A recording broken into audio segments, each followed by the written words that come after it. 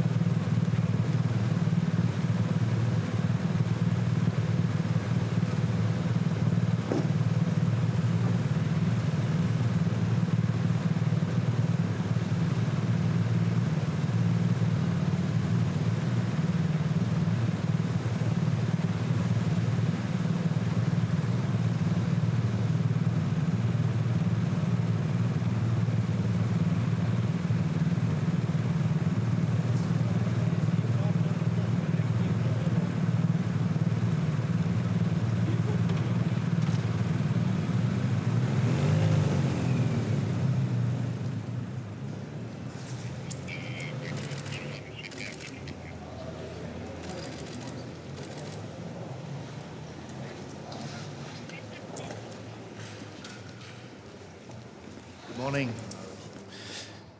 Good morning. It's great to be back at NATO with our allies. And this week, the UK government published our Strategic Defence Review. This is our plan to put warfighting readiness at the heart of what we do. Warfighting readiness to deter the growing threats.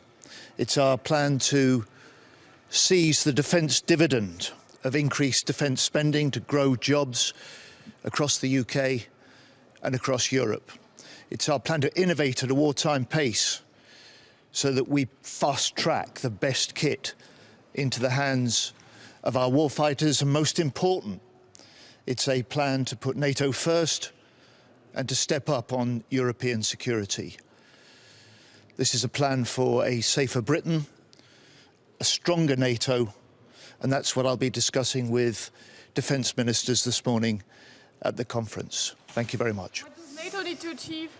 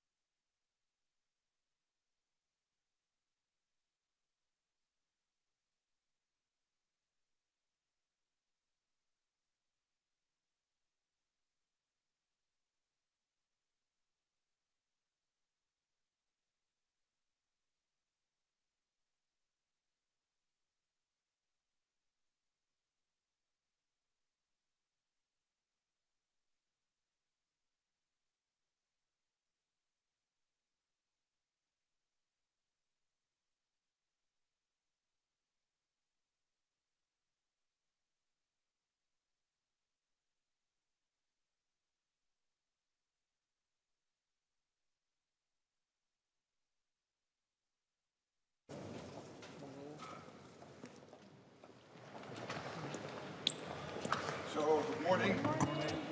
This will be an important meeting of defense ministers. It is the last big meeting we will have before the summit in The Hague, and today is really key because we will decide on the capability targets. And this is an important building block to decide on the money we're going to spend in the coming years on defense. So I'm really excited about today's meeting. It's my prediction that we will agree on these capability targets. Of course, we will discuss many other issues, but this is a key building block up to The Hague to make sure that then in The Hague we will have a commitment on more spending, on more production, of course our support for Ukraine. And speaking about Ukraine, we will have a meeting with the Council, the NATO Ukraine Council, with the defense ministers during lunch. We will also have, of course, the defense minister of Ukraine visiting, Rustem Umerov, and of course Kaja Kallas. She is the High Representative of the European Union. So it will be a packed agenda today, and I hope to see you at the end for the closing press conference. But now I have time for a few questions, but again, all the time at the end of the day. Secretary General, one question. Can you mention more detailed capability targets that NATO has to fulfill to successfully deter in defense? Yes, so what we will do today is to decide what do we need to make it, for us to be able to, whenever we would be attacked, to defend ourselves. And by being able to defend ourselves, not being attacked. So, as you know, to prepare for war, spend more, and when you are really prepared for war, you will not be attacked. That will be a considerable extra investment, and this is why I predict that in The Hague we will decide on a much higher spending target for all the nations in NATO. Because we have to invest in our air defense systems, we have to invest in our let's say, long-range missiles. We have to invest in our maneuverable land formations, command and control systems. All of this has to happen.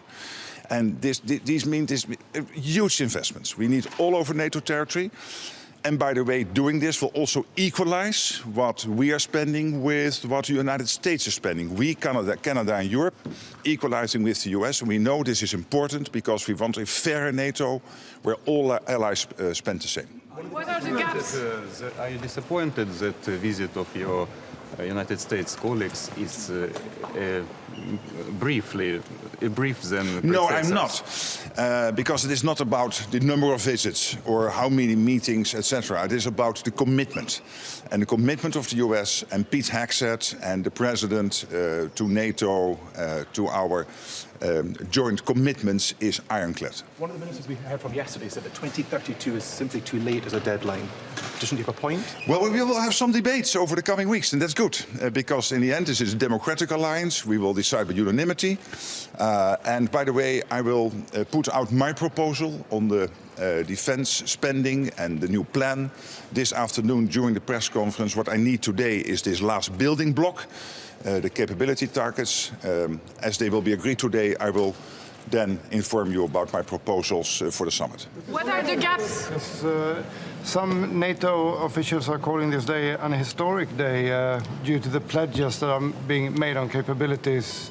This is historic, yeah. Is it even more important than the Hague summit? I mean, today you're setting what very good question. I'm so happy that you asked that question, because sometimes people are thinking the Hague will discuss a percentage of GDP spent on defense, as if this is something we pluck from the air. That is not true. What we will decide in the Hague, what we will spend on defense going forward, the new defense investment plan, of course, is rooted in what we need in terms of the hard capabilities. So that's why it's so important that today we decide on the capability targets. From there you will assess the gaps we have, not only to be able to defend ourselves today, but also 3, 5, 7 years from now. And all these investments have to be financed.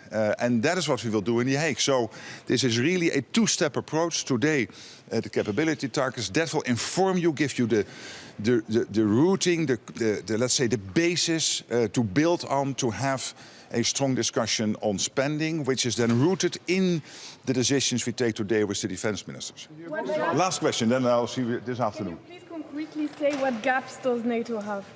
Well, I mentioned a few, but of course we are not going to make Putin or any other country which might want one day to try something against us more wiser than he is today. But I mentioned a few big ones. The air defense systems, the maneuverable land formations, long-range missiles, command and control systems, etc., etc.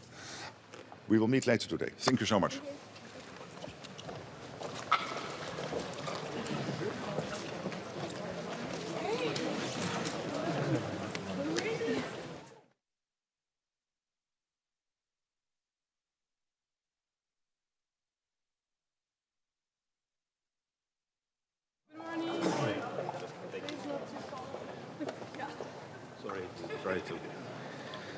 So, good morning. As you know, we have one very important decision today, which is the approving the capability targets. But for me, it's also linked to the discussion and preparation for the NATO summit. And we have to agree on the new defense spending pledge, because I take it very simply. When we want to have these capability targets to be fulfilled, then we need to agree on the 5% in 5 years. We don't have time for 10 years. We don't have time even for 7 years, to be honest, because when we take the capability targets, when we calculate these capabilities to the investments, then we will see that 5% is something we need to achieve. The discussion, of course, is inside of that, or in that 5%, something additionally to these defense spendings we know today. It's a matter of discussion. We are ready for this, but nevertheless, we have to agree on that. We have to show the unity. We have to show that we have everything we need to defend our countries and protect our people.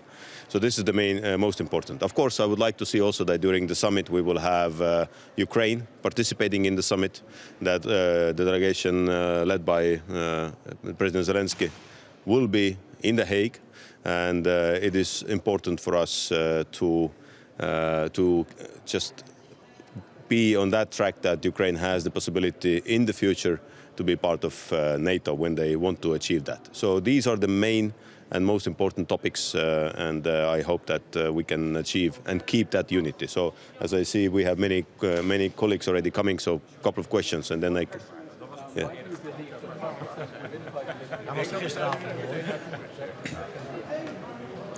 Estonia will achieve that in next year. We did that decision basically in 1 week already months ago, that we will go from 3+% to 5+% in 1 year.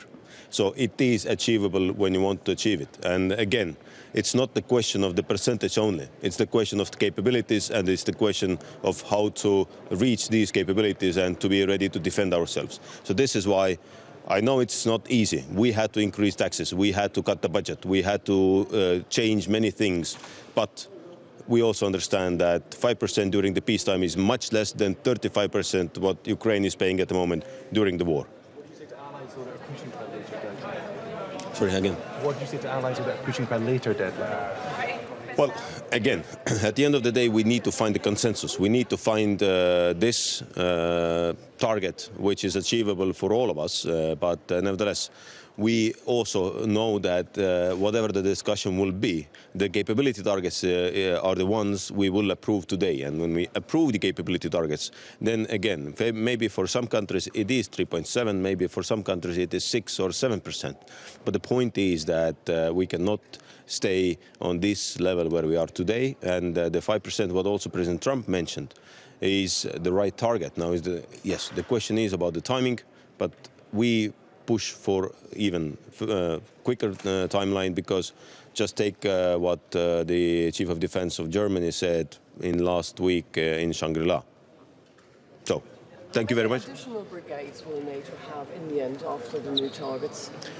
Well, this is the topic. We will not go in very details, because you know every country has its own targets, and one thing what we have to keep in mind is that NATO is a collective union, collective organization of defense, and that means that every country has its specific needs. So also when we take also it's not only the brigade, it's a core level, it's the enablers, there are many things, ammunition, so there are many things we need to take care of. So it's let's do not concentrate on each brigade, let's concentrate on all these capabilities we need to achieve. Thank you very much.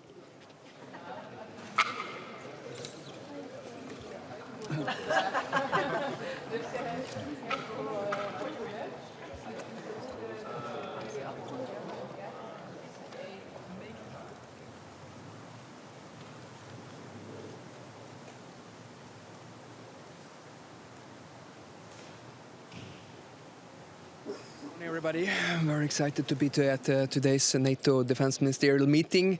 Rest assured, Sweden is very committed for reaching the defence investment plan. We would like to see NATO attaining 5% by 2030, of which 3.5% be dedicated to traditional defence expenditures and 1.5% dedicated to defence-related expenditures. We want an ambitious and forward-leaning defence investment plan due to the deteriorating security environment. We're also going to be focusing today, of course, on the new capability targets that all the allies have been dedicated to. We have made the defense bill in Sweden in December last year, so we are well on track of focusing on some of the deficiencies, so I think are well documented across Europe, being available ground forces, being air defense, or working on replenishing stocks as well. The last point I want to convey is that we're having an important meeting also in regard to Ukraine and the NATO-Ukraine meeting that we're having as well. well. We are making an announcement today from Sweden that we're dedicating 50 million euros also to the NSATO fund and NATO cap as well. And we are very focused now on front-loading our support to Ukraine so Ukraine can negotiate from a position of strength. I'll be glad to take any question you might have. Would you like to be defined as defense-related expenditures, infrastructure or fight against terrorism and migration? Yeah, listen, I think things like we've been working on quite steadily in Sweden for a long time. I think in civil defense and resilience, I think that's very important in order to have exercise deterrence by denial. I think military mobility is making sure that we have strong transport corridors as well, so we can keep the defense plans executable. We would welcome also a pledge also on strategic partners, particularly Ukraine, which we think is also a defense investment related issue, because supporting Ukraine is really an investment into our own security. So there'll be some of the things that I think would be natural to be included in the 1.5% of defense-related investments. What does NATO need to achieve? NATO needs to achieve a strong ability to deter and defend. We take note of Russia right now being bogged down in and around Ukraine. It hasn't been successful so far, but we also know after an armistice or a peace agreement, of course, Russia is going to allocate more forces closer to our vicinity. Therefore, it's extremely important that the alliance use these couple of years now when Russia is delimited by its force postures in and around Ukraine, and also that it has been weakened by the war, that we do an historic build-up on our armed forces. I do want to convey that this is an historic moment for Europe. If we are able to reach 5% by 2030 or 2032, we're going to go up to a defense investment that was at the height of the Cold War, and it's necessary for us to strengthen our ability to deter and defend and continue living in peace. What's the main task? Spoke with Putin. Has he discussed this conversation with NATO allies in context of preparation for the NATO summit? Well, I don't know the specificities of that call. I just saw it in the media reporting. What I do find is that the Europeans and the Americans are cooperating closer right now than we were 1 or 2 months ago when it comes to the negotiations surrounding Ukraine. And our focus right now is supporting Ukraine as much as possible so they can negotiate from a position.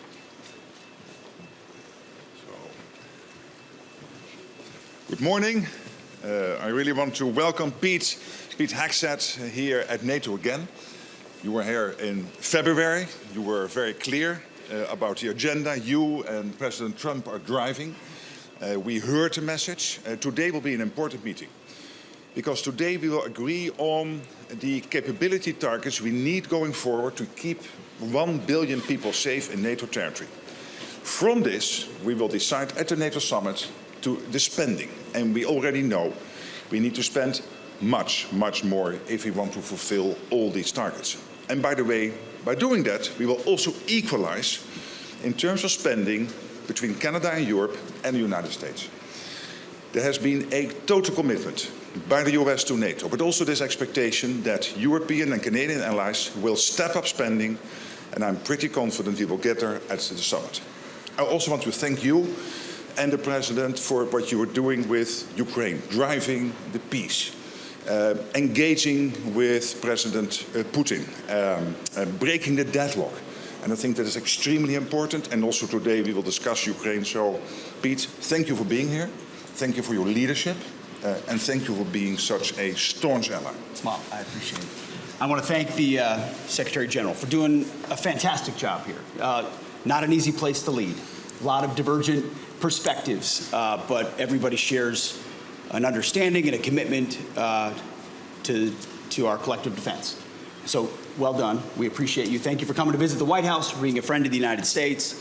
I also want to thank our ambassador to NATO here, Matt Whitaker, who has done a phenomenal job representing President Trump here and American interests.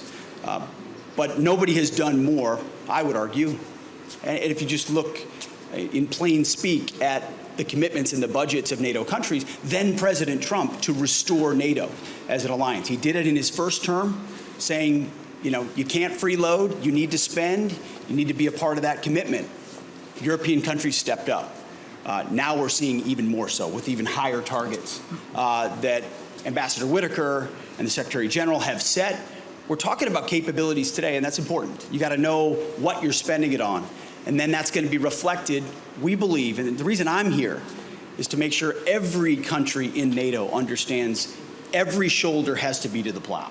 Every country has to contribute at that level of 5% as a recognition of the nature of the threat. It can't be about the flags that we love. It has to be about the formations that we have. It's that hard power that actually deters. And it can't just be U.S. capabilities. So the United States is proud to be here, to stand with our allies, but our message is going to continue to be clear. It's deterrence and peace through strength, but it can't be reliance.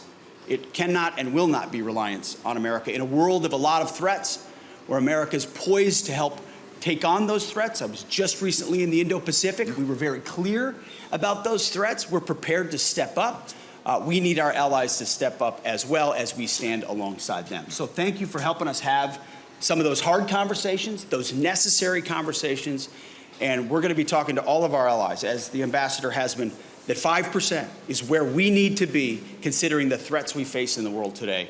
And we'll have that conversation robustly and constructively. So, Secretary General, thank you so much. Very much. Appreciate it. Thank you so much. Absolutely. You got it. See you later, guys.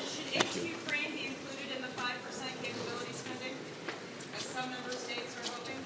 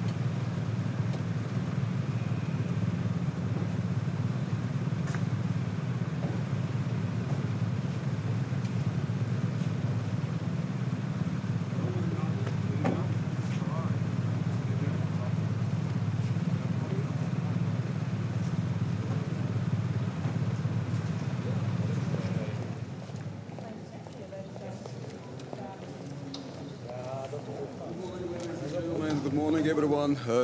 Today it's important Defence Ministers meeting, the meeting which takes place before the Hague summit. So it stages up the meeting in the Hague. We will be discussing the important issues, of course, the NATO capability targets. It has been a thorough process of discussion previously, defining those capabilities. Capabilities demonstrate, those targets demonstrate the common threat assessment, that we realize what we are dealing with, that we need to increase our ability to act, ability to react to aggressor countries, including, first of all, of course, Russia. Capability targets include a wide range of spectrum of different capabilities, starting from air defense, maneuverable formations, ammunition, the artillery systems, deep strikes as well, potentially in territory of adversary, of course, also technologies. But capabilities cannot be reached without financial contribution, without financial commitment. So that's why, of course, endorsing capabilities, we have to also endorse the financial commitments, and it is 5%. 5% commitment. Defense and defense-related financial spending is absolutely crucial practically to achieve those goals of capability targets. Last but not least, already we started yesterday with Ukraine Defense Contact Group, today with NATO Ukraine Council on supporting Ukraine, different formats. Of course, yesterday we also agreed on number of capability coalitions which have been expanded, 10 capability coalitions. Latvia is also co-leading one of them. So that's why, of course, it is important also to move forward with supporting Ukraine. Let's not underestimate what we are dealing with aggressor country Russia, but let's not overestimate. Let's not underestimate ourselves. So we can do many things together in terms of developing those capabilities, in terms of supporting Ukraine, but of course financial spending is absolutely a must. Latvia is committed to capability targets. We understand how important it is to achieve those targets, also to implement practically regional plans, regional defense plans. We already now contribute 3.7% to our defense, and we are willing to move forward towards 5% to defense and defense-related spending. And of course, as I mentioned previously, support for Ukraine is constant. It must be constant. We provide 0.25% from our GDP to supporting Ukraine, and we will be doing this year and also next year. How quick does it need to go? Why is it not going fast enough? What is not going fast enough? Building up the capabilities of NATO. Well, of course, it takes some time also to assess specific capability targets due to planning as well, so it goes hand in hand in many ways also with regional planning. So that's why, of course, we always would like to have more urgency, more speed up. I agree with also the premise in the question, but at the same time, of course, it requires also thorough assessment, what is exactly needed to be built, so the architecture of those capabilities to implement fully and efficiently those regional plans. So that's why, of course, it is a thorough process, fundamental process, which should also be gone through to achieve those goals. Then, of course, it also very much goes hand in hand with spending as well. So far, 2%. We have ambitious capability targets, so that's why also it requires ambitious spending limits as well. What's your deadline for reaching the new ambitious level of spending? Well, the ambition is to start it from next year. So, of course, I would say that it should be needed right now. We've done some progress again. So if you look at 2% commitment, which has been already achieved quite considerably this year, I mean, in comparison to 10 years ago. So, of course, it has been really the progress in this regard, but always it should be more, and the geopolitical situation in the world, our adversaries, of course, first of all, also Russia, but not only, reminds us that the spending is absolutely crucial, but also it goes hand in hand with thorough capability target assessment and implementation, and also go hand in hand with industrial base. It's not just about spending, you need to spend smart and efficient. So it means also industrial base within transatlantic community is also very instrumental in this regard. For spending more, how do you find the money, and what do you say to voters, to residents that are concerned about government spending more on defence when other things may suffer? This is absolutely fundamental question. It's a question also in Latvia, because of course it means that you need to invest more in defence, so where you get the money, where you get the finances. I think there are a number of mechanisms. Of course, first of all, the first fundamental mechanism understanding is that now in those geopolitical times, as we see right now, challenging times, this is fundamental for all of us. And it's not just fundamental for some frontline countries, it's fundamental for all of us. We are one NATO. The threat to one country means threat to all countries. So that's why common threat assessment is absolutely crucial in this regard. Of course, there is some diversity because of geographical location of previous historical experiences, but this one NATO understanding absolutely must be implemented. Specifically on practical mechanisms, of course, here also NATO must work together with EU as well. And EU has provided a number of mechanisms, for instance, safe mechanisms, common borrowing, common loans, which could be also implemented in defense. It's also about moving the budget deficit, and these times require that actually we are not so disciplined in this case on budget deficit limits. We need to invest more in existential issues such as defense. Will you see the word Ukraine is included in the final communique during the summit? Regardless of the summit, of course, is still, communique must be still decided and agreed up with countries. So, and we must remember that also previously always a formula was when allies agree and conditions allow also NATO membership, of Ukraine's NATO membership. Latvia supports NATO, Ukraine's NATO membership, also EU membership. At the same time, it is still consensus by all member states of NATO and also EU.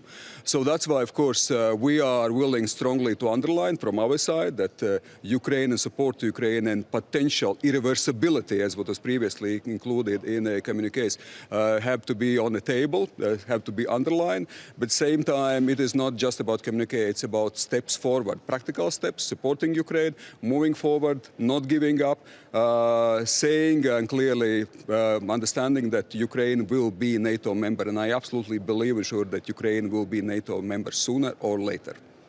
Thank you. Thank you very much. Have a nice day. Bye-bye. Thank you.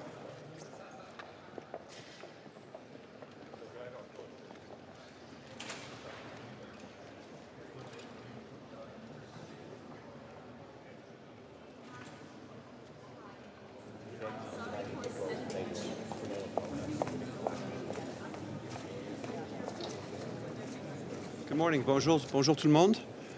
Je suis David McGuinty, le nouveau ministre de la Défense nationale du Canada, et c'est un privilège d'être ici avec vous au siège de l'OTAN à Bruxelles. Good morning, I'm David McGuinty, Canada's new Minister of National Defence. It's a privilege to be here at NATO headquarters in Brussels. Yesterday, I had the honour of laying a wreath in memory of the Canadian and Commonwealth soldiers who rest at Brussels Town Cemetery. A powerful reminder of the sacrifices that built the peace that we now work to preserve. The alliances forged during the Second World War laid the foundation for NATO. And today, the importance of this alliance has never been clearer and cannot be overstated. Canada's commitment to NATO is unwavering, just as we are in our belief that North American and European security are indivisible. Just 6 weeks ago, Canadians elected a new government with clear marching orders from the Canadian people, established a clear mandate, and our Prime Minister has been unequivocal. Canada will invest in its defences, rebuild its military capacities, and meet the moment with purpose and with urgency. Our government is already very hard at work. There will be more to say very soon as we look to revisit and review our expenditures domestically, continentally, and internationally. We are under no illusions about the scale of the challenges ahead. Russia's unprovoked and brutal war against Ukraine continues to destabilize the global security landscape. China's growing ambitions and increasingly assertive behavior are eroding stability in the Indo-Pacific. And the erratic actions of regimes like North Korea and Iran are undermining the rules-based order we all depend on. In the face of these growing threats, we must all do more. We will all do more. And I'm looking forward to those discussions with my counterparts here today. Thank you. I'd be pleased to take any questions you might have. Can Canada get to 5%, and how are you going to do it? Canada is revisiting all of its expenditures presently, from top to bottom. Just recently, our Prime Minister announced a $6 billion new effort to secure our Arctic, Canada's Arctic. So we're working very hard now with our colleagues to implement a series of changes. We'll have much more to say about that financially in very short order. What's the realistic timeline to reach those 5%? The realistic timeline right now is to work towards the actual Leaders' Summit in the Netherlands. Our Prime Minister will be there. We'll be making announcements in this regard. Stay tuned. Thank you very much. Merci beaucoup.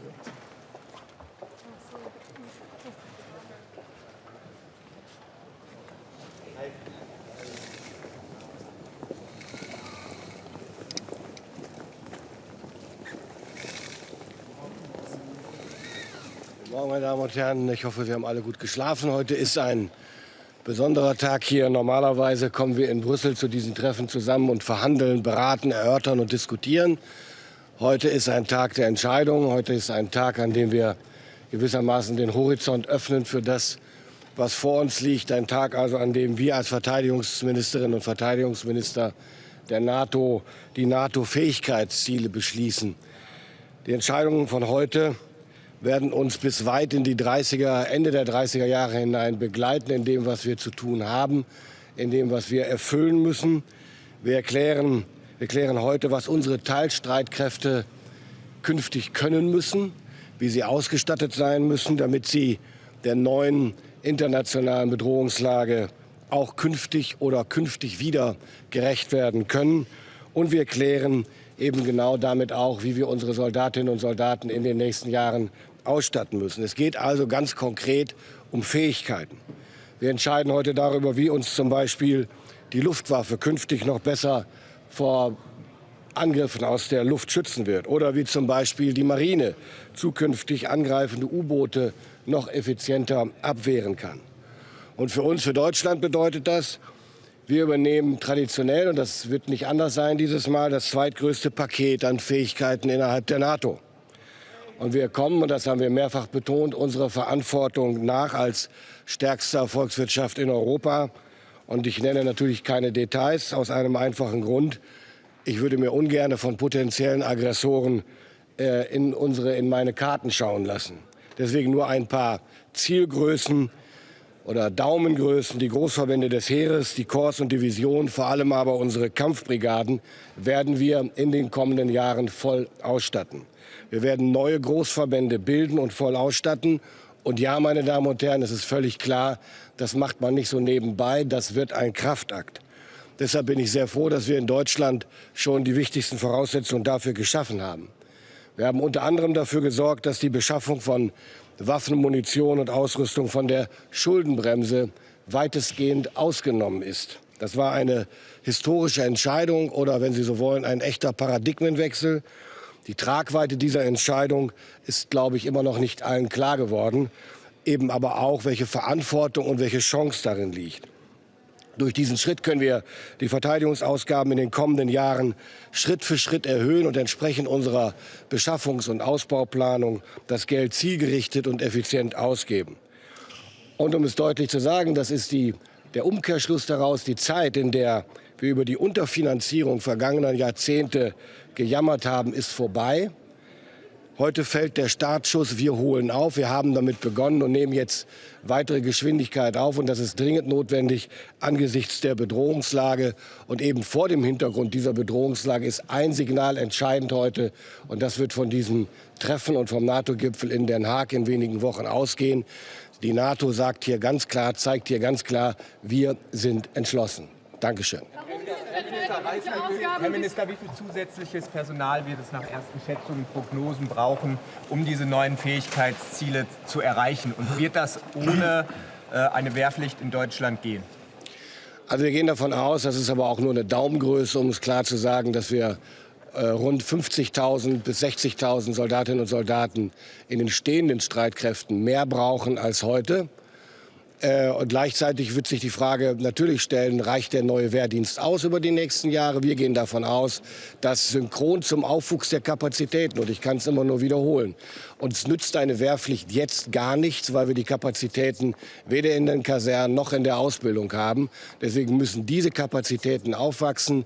Bis dahin gilt Freiwilligkeit. Die Freiwilligkeit kann aber auch darüber hinaustragen, wenn wir als Arbeitgeber attraktiv sind und gleichzeitig mehr Leute gewinnen, junge Männer und junge Frauen, die sagen, ich verpflichte mich auch für länger. Das ist das Ziel. Wir werden das jetzt alles auf den Weg bringen und natürlich immer, wie man im Fußball sagt, den Ball eng am Fuß halten und schauen, was passiert und wann müssen wir gegensteuern oder eine andere Richtung einschlagen. Drohnen in Deutschland zu produzieren? In den Größenordnungen reden wir nicht, weil wir schlicht über die Einheiten darunter reden. Wie die dann organisiert werden, ist eine andere Frage. Warum sind Verteidigungsausgaben bis 5% so wichtig und bis wann? Also die Zahl 5% ist ja vom amerikanischen Präsidenten in den Raum gestellt worden und wird seitdem beständig wiederholt. Wir reden gerade über eine Aufsplittung, 3,5% für reine Kernverteidigung und 1,5% für verteidigungsrelevante Infrastrukturausgaben und anderes. Ich kann nur immer wiederholen, wir können über Prozente reden, aber am Ende sind es die Fähigkeiten, die wir heute festlegen, die entscheiden, was wir zu tun haben. Die müssen wir erfüllen, die müssen wir bereitstellen in der Zeit, die uns dafür gegeben ist, damit zum Zeitpunkt X, dann, wenn eine Gefahr konkret drohen könnte, in der Lage sind, wirksam abzuschrecken und uns zu verteidigen. Das kostet Geld. Und das kann Geld kosten von 3%, 3,5%, das kann schwanken. Aber auch das wiederhole ich immer wieder gerne. 3% beispielsweise, um mal ein Beispiel zu nennen, bedeutet in Deutschland ungefähr 125 Milliarden Euro pro Jahr. Die müssen aber auch abfließen können. Wenn das Geld nicht abfließen kann, weil die Bestellungen gar nicht so schnell abgewickelt werden können, von der Industrie zum Beispiel, weil es Verzögerungen bei Lieferketten oder anderem gibt, fließt das Geld nicht ab und die 3%-Zahl wäre nicht erreicht. Das heißt, nur die 3% als solche kann Richtgröße sein, die wichtig ist, oder die 3,5. Entscheidend ist aber, dass unsere industriellen Kapazitäten aufwachsen in Europa und darüber hinaus. Und dass wir in Deutschland unsere Hausaufgaben weiter so gut machen wie in den letzten 2,5 Jahren, nämlich die Beschaffung weiter zu beschleunigen und zu deregulieren. Wenn beides zusammenkommt, werden wir die Fähigkeiten in den nächsten Jahren ziel- und plangerecht erfüllen können. Und dann wird das Geld kosten, das es kostet. Und ich vermute mal, dass die 3,5% nicht ganz unrealistisch sein werden. Was sollte Ihrer Meinung nach zu den verteidigungsrelevanten Ausgaben gezählt werden, also von der Infrastruktur mal abgesehen? Das wird jetzt in den nächsten Stunden und in den nächsten Wochen bis zum Gipfel definiert werden. Da würde ich mich doch bedeckt halten. Gibt es Pläne, Drohnen in Deutschland zu produzieren und die Bundeswehr für ihren Einsatz zu schulen? Ja. Thank you for your support to Ukraine. How about transfer missiles towers to Ukraine? I didn't get you. Towers to Ukraine. What about this? No, nothing new in that issue. Aus Ihrer Sicht, Herr Minister, kann es eine Gipfelerklärung geben in 3 Wochen, in der Russland nicht als die größte Bedrohung für das transatlantische Bündnis erwähnt wird? Das weiß ich nicht. Ich persönlich bin der Auffassung, es sollte klar werden. Andernfalls hätten wir auch ein Erklärungsproblem. Wenn nicht klar ist, von wem wir uns bedroht fühlen, ist es schwer, sich auf diese Bedrohung einzustellen. Von daher plädiere ich für ein klares Signal in diese Richtung. Aber das werden die Staats- und Regierungschefs entscheiden. Sollte China auch erwähnt werden als sicherheitspolitische Herausforderung? China ist vor allen Dingen für die Vereinigten Staaten von Amerika natürlich eine besondere Herausforderung im Indo-Pazifik und damit unter internationalen Gesichtspunkten auch für uns. Aber man kann es sicherlich, was die militärische Bedrohungslage jedenfalls für das Kern-NATO-Gebiet, nicht gleichsetzen. Die Unterstützung der USA für die Ukraine wackelt. Trump wollte Zelensky nicht einladen zu dem Gipfel und jetzt ist er doch eingeladen worden von Rutte. Was für eine Nachricht schickt das?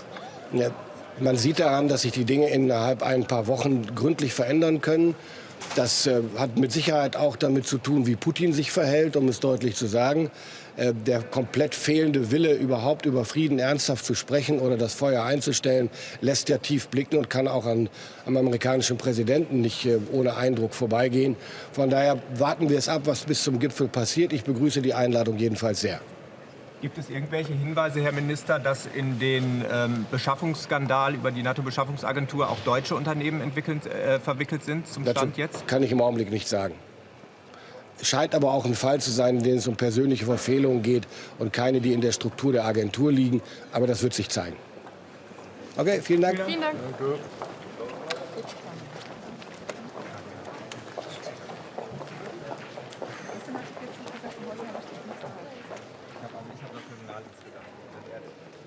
Good morning. 2 days ago in the Netherlands, the coalition government collapsed. And I want to stress here at the NATO headquarters that it doesn't mean anything for our defense and for foreign policy. We as a caretaker government decided to act as if we are a regular government and just to continue business as usual, because international threats do not diminish if there are domestic political issues in the Netherlands. So we will continue in the same way, also in preparation for the NATO summit, which I expect is going to be an historic summit. We as a host country want to make this a big success. And we will do all the necessary preparations, of course, to make this summit a success. and the participant will not see or experience anything different given the fact that we in the Netherlands now have a caretaker government. Of course, today is also going to be important to make sure that the 32 allies get more aligned towards a new defence investment pledge, and I expect that we will make further progress today. Capability targets are supposed to be for the Netherlands. Sorry? What are the capability targets for the Netherlands? Can you go into more details on what you will be focusing? Of course, I'm not allowed to share any specifics about that, but what we do see in general, of course, is that NATO is requiring more from us because the threat, especially by Russia, is increasing.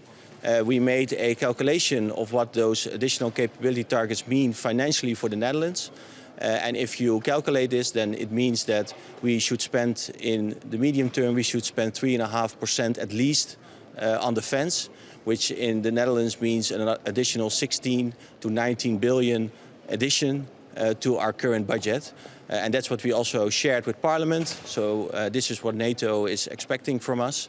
But what we will decide in terms of a new defence investment pledge, a new NATO norm, that's of course a political decision which we will further discuss. Can you do that as a caretaker government, or do we need to wait for the Netherlands to elect a new government? Of course, in the short term, we can make a decision on the budget for next year, for 2026. So we will decide whether we will take an additional step to increase our budget. Let's wait and see for that. For the longer term budget decisions, that's up to a new government. But when it comes to taking a decision in 3 weeks in The Hague, whether we can agree or not with a new defence investment pledge, that's a decision that the caretaker government will make. In your opinion, what should belong to the defence-related expenditures in the future? What kind of? Is it like about infrastructure? Is it about climate change? Is it about migration? I think the NATO resilience objective are a good starting point. For us as the Netherlands, we are also a transit country. So host nation support is very important. We have big ports. Port of Rotterdam, for example. So in terms of logistics, making sure that we can get military equipment from our ports to the east of Europe, the costs that are involved in this, those are important to us, and I think would also be good to include in the defence-related expenditures. Thank you. Thank you.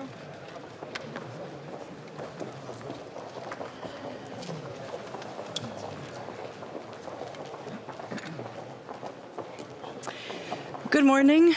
We are here today to prepare for the upcoming NATO summit, as well as to agree on our new NATO targets. These new NATO targets are extremely ambitious and will also be challenging for my country as for others, but it's absolutely necessary that we invest in our capabilities. Why? Because we need to be able to continue also in the future to defend our peoples, our countries, and of course also our values. The 2% target, Luxembourg will reach it this year. This is also a very big step for us, but an important step. Beyond the 2%, these are the discussions that are going on now. For us, it's very important that we invest in our capabilities. It will be the capabilities that will keep us safe, not percentages. And with our plans and with our ambitions, this is what should be driving our investments, not the other way around. And these investments need to take place and continue to take place in land, sea, air capabilities, also space, also cyber, and that's exactly what we are doing. Of course, we know that we are faced with challenges, continuous challenges. Investing in our industrial base, we need to ramp it up. We need to invest in our interoperability and also our joint procurement, for example, via NSPA. As far as Ukraine is concerned, we heard from President Zelensky yesterday. We spoke with the defense minister as well. We want and need just and sustainable peace. Ukraine is the first one to want this. Putin could have stopped this war yesterday, can do it today. This is not happening. So Luxembourg will continue to support militarily also Ukraine. We have done so since day one. For this year, we will increase by 50% our military and defense contribution so Ukraine can continue to defend itself. We will continue to be on the right side of history here. Thank you.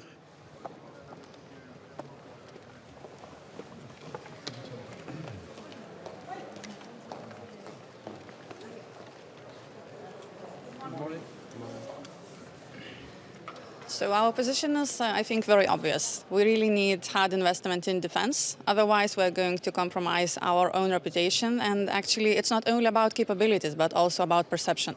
If we do not invest into hard defense and do it right now, it's going to get only more expensive in the years to come. There's also discussion about defense-related expenditures. What, according to your opinion, should be part of that? Well, I agree that infrastructure is important. Expenses related to military mobility, to civil defense, they are, of course, part of the package. But if you do not have a strong army, if you do not have weapon systems, if you do not have what it needs to be done to ensure that NATO capability targets are met, and not in the next century, then everything else is redundant. You mentioned yesterday 2032 is simply too late a deadline. Yes. I'm wondering what reception you got from other allies in the room. Well, yesterday it was just, informal meetings about that, but today we are going to have a real discussion. So my question to my colleagues is that if we all trust our intelligence, if we trust NATO military intelligence, and they say that it's just a few years until Russia is going to be able to test NATO, then what are we going to do? Ask them for extension? Ask them to delay the deadline? This is not going to happen. So therefore, I'd like to hear the answers. What is then their plan? But is it realistic to achieve those 5% until 2030? Well, I think that what we have to all understand, that our actual capabilities, that our ability to defend our territory, to defend our economy, to defend our people is what matters. And I understand that it's very, very different what 5% is for Lithuania or for Estonia and what it is for Germany and for France. Different sort of economies. But also, when we talk about the size of economy, we have to think about the size of impact that is going to happen if Russia breaches our borders. I mean, it's not that only countries on the northern eastern border are going to be violated. It's going to hit very hard all the economies. And what Germany and France are experiencing right now is going to be, I don't know, cherry tree blossom compared to what is going to happen. Why should countries like Italy or Spain worry about achieving those 5% until 2030 when we see now the slow progress the Russian army is doing in Ukraine? I mean, it will take decades until Spain and Italy might be concerned. I think it's about 5 minutes additional time that we have when we talk about ballistic missiles, right? What gaps does NATO have? Can you please explain? Classified. But I think that we all understand that if we really want to ensure that Russia doesn't even think about breaching our borders, and they will probably expand their empire anyhow, but we turn somewhere else and not at NATO, then, as I said, we have to also see visibly the force that we have. And that means it has to get tougher, both in defense industry capabilities, both in our actual armed forces size, both in the number of different weapon systems that we need to have. And if it doesn't happen in the next couple of years, and God forbid, some interesting decisions would be made regarding sanctions for Russia or negotiations with Ukraine, then we may have not 3 to 5 years, but 2 to 3 years. And then are we going to gather here again and say, okay, we failed a bit, and then maybe we start learning Russian? So, thank you.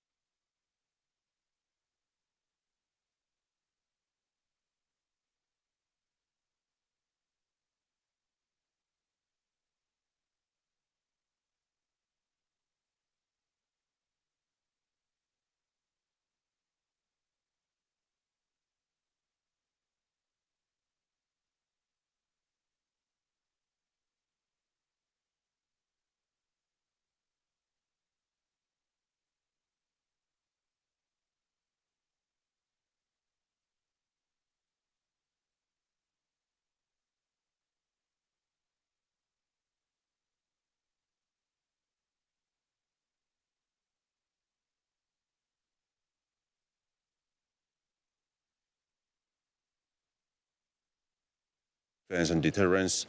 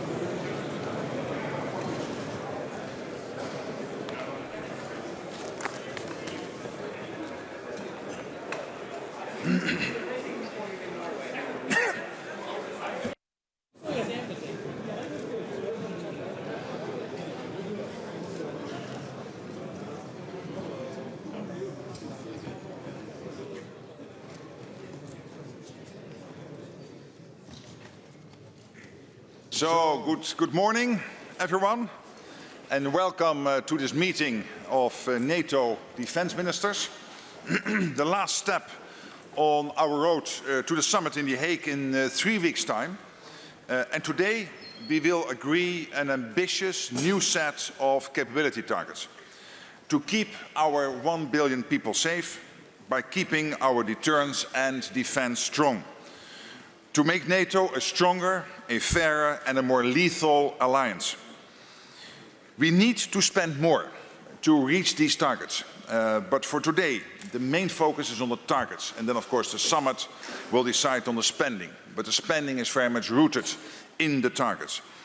And, of course, we also have to produce more to defend ourselves. Much more. So today, we will also prepare the new defence investment plan, which then, of course, NATO leaders will agree in the summit in The Hague. There is no security without strong defence, and there will be no lasting security without a secure Ukraine. So later today, we will welcome Minister Umerov and High Representative Kallas to discuss Ukraine's path to peace and NATO's long-term support. And now I want to thank the media for joining us. I look forward to preparing a successful summit in The Hague. Thank you.